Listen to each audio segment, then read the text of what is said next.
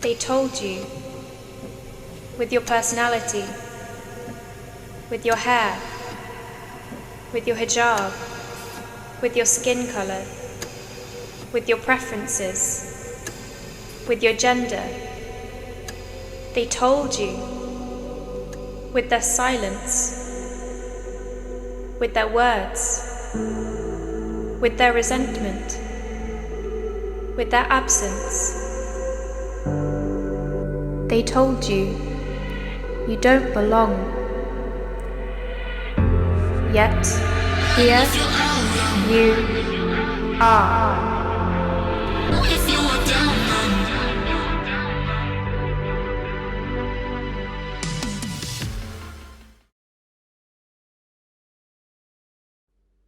Hi everyone, my name is Georgia Layton. I am a cardiothoracic surgery trainee in the East Midlands and I sit on the Asit Executive Committee as Communications Officer. Hi, my name is Saloni Singh. I'm a fifth year medical student at the University of Central Lancashire and the president of the UCLan Surgical.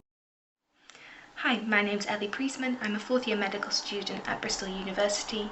I'm also the Asit Equality and Diversity Ambassadors co-chair, as well as being the vice president at the Bristol Women in Surgery Society.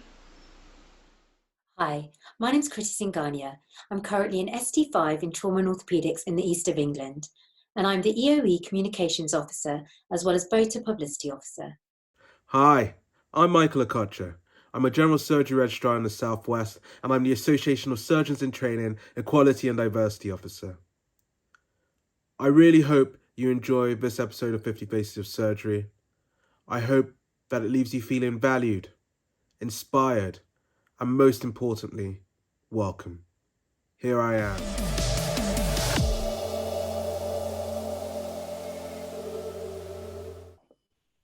Miss Samantha Tross made history when she became the first Black female orthopaedic surgeon.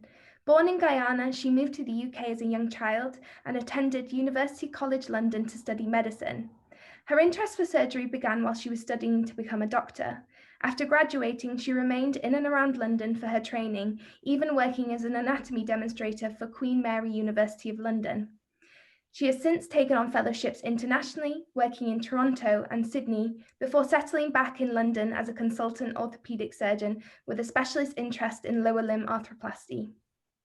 Her achievements have since been recognised through a brief biography in the International Slavery Museum, Liverpool, as well as being regularly included in the annual Power List for the most influential Black British people, with her most recent appearance on the 2021 Power List. She is also the recipient of the Black British Business STEM Award for the working and promoting science and medical careers in her community. Ms. Tross, can you talk us through your morning routine? Hello. Well, the morning routine normally starts with the alarm going off around about 6:20. And then I look at my phone, I check the weather. That informs my choice of clothes for the day. I quickly look at the news, see what's happened overnight. And then I try and do a brief exercise routine. Now that all depends on whether I press that snooze button or not, but I definitely try and get some sit-ups in there. I've got this app on my phone called 8Fit, and I try and do a high intensity interval workout.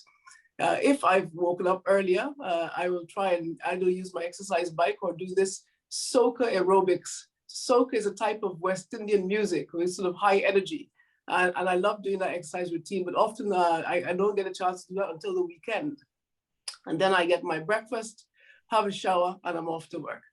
And where did you grow up? I grew up in Guyana in South America. For those of you who don't know, Guyana is the only English-speaking country in South America. And though geographically placed in South America as part of the Caribbean community. Guyana is a country that's made up of 6 peoples, but they're predominantly Afro-Guyanese and Indo-Guyanese. There are a few percentages of European, Portuguese, Chinese, and Native American Indian. What was life like growing up there? I had a wonderful childhood. It was very free. Children these days are stuck at home, they're on their computer. I don't even remember watching TV. I don't think we had a TV. We were outdoors playing.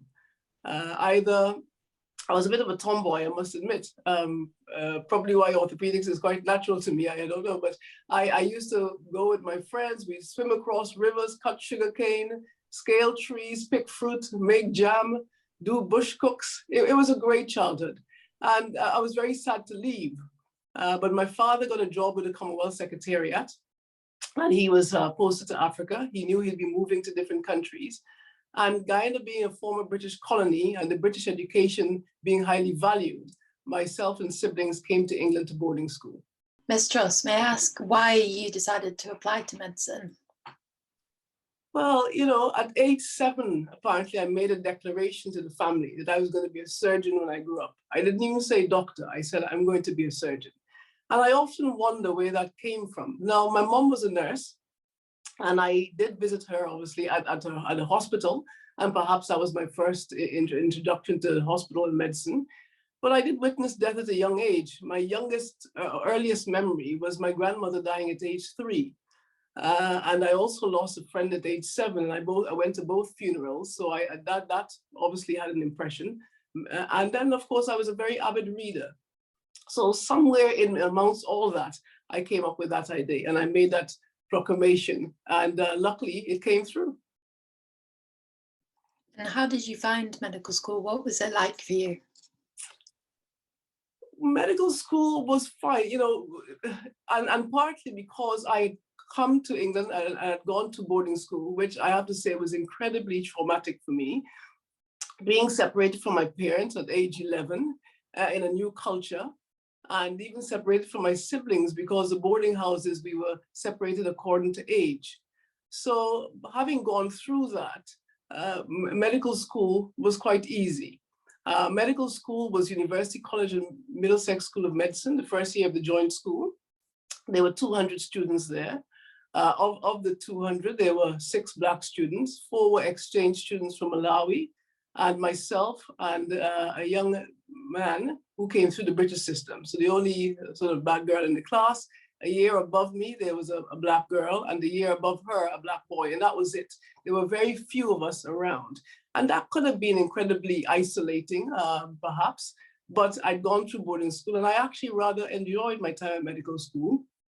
I didn't involve myself very much in the medical school extracurricular activities. I stayed in International Hall because I wanted that diversity, having had that experience at school. And so I did most of my socializing outside of medical school. And there's some regret there because there's some aspects of medical school that I think I missed out on. But overall, the experience was positive.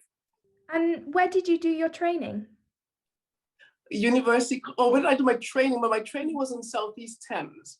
So my basic surgical training, I did on the Royal London rotation. And I had the opportunity to rotate through orthopedic surgery, vascular surgery, neurosurgery, plastic surgery, as well as orthopedics.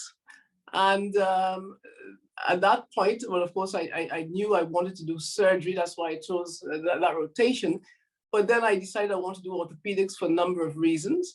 The first female I ever saw, the first female surgeon, was an orthopedic surgeon. And obviously that had a significant impact. But of all the surgical specialties that I rotated through, the orthopedic surgeons seem to be the most welcoming and friendly. Orthopedic surgery is one in which you can treat young and old, male and female, and patients are generally well with an injured body part, and so they get better quickly. And I realized quite early that I wasn't really a fan of chronicity. So I chose orthopedic surgery, and I was fortunate enough to get onto the Southeast Thames rotation. And what was your first week as a consultant like? Well, after my training, I first of all had a locum consultant job. And that was fairly stressful. That I did that at Guy's and St. Thomas's Hospital. And yes, a difficult introduction to consultant life, I would say. The stresses that I faced were things like them not wanting to pay me to do my own calls on the weekend, which of course I put my foot down and said, no, if I'm on call, I have to be paid. Being left with the difficult cases that nobody wanted to take on, you know, that's usually the experience of someone who's a locum. and colleagues not wanting to give patients to be on my waiting list. I mean, obviously now as a consultant, I understand that attachment to one's patient, but at the time I did take that personally. But you know, that prepared me. Once I got onto my substantive role, it was actually very good. And I'd like to share a story with you. I had a mentor, and the senior consultant at Ealing Hospital at the time says that he had seen my mentor a number of times at the Cromwell Hospital, a hospital where they work privately. And this guy, my mentor, had never actually ever interacted with him. And on this one particular day, he was in there and he walked up to him and said, listen, one of my trainees is applying for a job at your hospital. You must appoint her. So he said that he was a bit taken aback. He said, my goodness, who is this woman? He was intrigued. Anyway, he wasn't part of my interview panel, but I'm not sure whether he had any influence.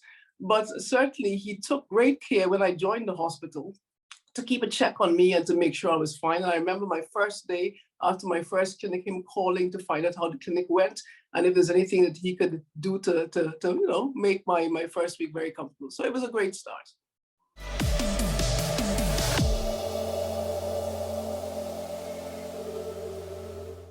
Looking back throughout your kind of incredible whole career, what challenges have you faced along your journey? Well, there have been a number of challenges, you know, discrimination, of course. You know, I faced both sexism and racism. For example, things like having to hold a limb throughout the whole hip operation. Fortunately, at the time, I never realized I was being tested. It's only when I became a consultant I realized, well, why was I holding this leg, you know, and struggling to do so. Two examples like being asked by a consultant to assist them in their private work. And this was not uncommon to go and assist your consultant, but at every hospital I'd been to prior to that, I'd been paid for my time. And at this one hospital, I was 3 months in, had gone several times to assist my consultant, and there was no offer of pay. And I thought, well, this is fine. I mean, maybe that's how it is here. And I tried to look at the positive side, that it was an opportunity to get more exposure to surgery. But then I met up with some ex-colleagues at a pub one night. I can't remember why we had to get together. And I spoke to the chap who'd been at the hospital prior to me. And I just asked him, I said, by the way, were you paid when you were at this hospital and you had to assist the consultant? And he said, yes. And I said, well, when were you paid? He said, directly after every list. So, you know, experiences such like that. And unfortunate to have to say that as a SHO, being told by a consultant, if you want to get a good reference, you need to take me to bed. Which, you know, circumstances like that, I hope will never happen today. But these are some of the things that I faced. But despite all of that, I would say the greatest challenge I had was to overcome my lack of confidence. Doubting myself, which came on after time. My confidence got eroded by the different experiences. And that for me, I think, was my greatest challenge. And how did you improve your confidence? Well, you know, I dug deep. I think that my upbringing in an environment where people looked like me, were in positions of authority, made me feel that perhaps I could do it. It was a shame I wasn't seeing any examples around me as I was in training, and that was part of the reason that my confidence, I think, was eroded. But then I had to dig deep and remember my roots in a sense. And also, I did have mentors. And I think this is key. If you can get to the mentors, then that really would help your journey. And having a support network, people that you can share your vulnerabilities and your concerns with, and who you know that they will give you an honest opinion. So, you know, I think between those things, relying on my self-resilience and also my support network, that's what helped me get through. Good afternoon, Samantha. Lovely to see you again, and congratulations on being asked to do this interview. Thank you, John. Can I just ask, what was a defining career moment for you, a moment which you felt challenged and which changed your trajectory? I think, Jonathan, that a pertinent moment for me was when I failed the fellowship examination. So, you know, as I've already outlined, my confidence had been shaken a little bit by experiences where you get something wrong in clinic and someone would say, if you can't even get that right, how can you pass the exam? And after a while, you start to believe it. But when I went through the exam, although I couldn't perform on the day, I had enough insight to see that the exam was not outside of my control, of my capability, I should say. And for me, at that point, once I got the exam, which I did at the next attempt, I told myself that I must not look for outside validation, external validation. I've got to believe in myself, because if I've done well enough to get into medical school and get that far, I certainly had what it took. And so that is what I think changed the way that I looked at things. I rely more on myself and try to build up my confidence.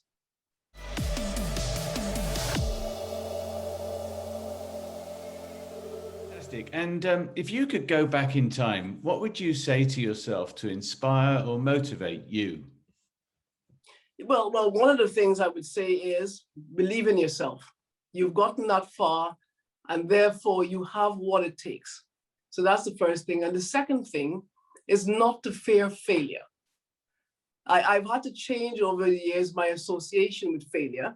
And to take a quote from someone that I read, this New Zealand author, he said, confidence comes from not always being right, but not fearing being wrong. And I think that's a very powerful lesson. Failure is an opportunity to learn and to grow. And once you see it in that way, then it's very liberating. So those would be my two advice points to take away. Hello, good afternoon. So far everything you said has been very inspiring to me especially, and I'm sure to all the trainees listening. However, if you were to give one piece of advice to medical students and aspiring surgeons out there that might be slightly put off maybe applying for orthopedics or any other surgical branch, what would that be? One, wow. Yes. It only has to be one? Go for more than one if you want, I'm sure. Yeah, I mean, look, I would say, if it's something that you are passionate about, then go for it. You have what it takes. Believe in yourself. Make sure you know yourself, I think. You know what your qualities like, your passions, your good points, bad points, and make sure that aligns with the career that you choose. Because if you're passionate about it, it's effortless.